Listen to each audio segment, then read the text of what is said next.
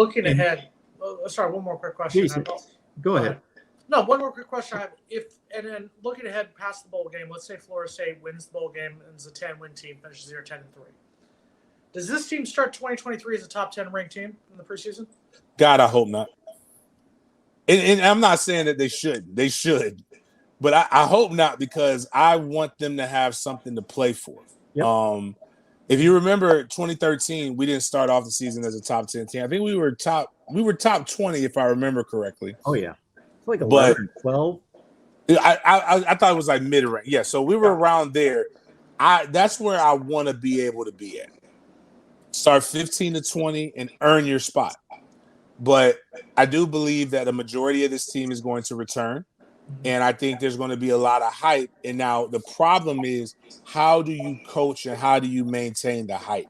And that's a whole nother element of what Mike Norvell is going to have to be able to maintain and establish. I would like that I would like to have 2 years under our belt of developing some stuff. So, but I do see us winning the bowl game, especially if they match us up with a Big 12 team. But I think it's going to be, now if we kind of backdoor our way into into one of these New Year's Six bowls through a lot of randomness happening this next weekend coming up, I don't know. I don't want Bama anymore after writing my first article. Bama don't take this ass whipping personally. I learned my lesson. We're not ready for Bama, but I will love to. I just like watching entertaining ball games, and that was the first time in quite some time we've watched 12 games where you, as a Florida State fan, did not have to switch the game at halftime, and that you did not get blown out. And that's, I got to give a high five to that. Plus, I got to give another high five and a pat on the back. We have 2 top 15 ranked coordinators. The offense is ranked 14th in the nation. The defense is ranked 15th and 14th in the nation.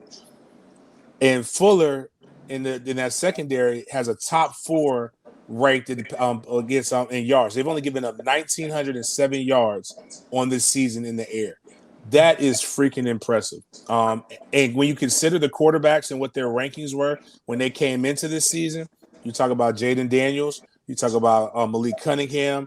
I can't remember Syracuse quarterback's name off the top of my head. Boston College's quarterback. Yep. Boston College's quarterback.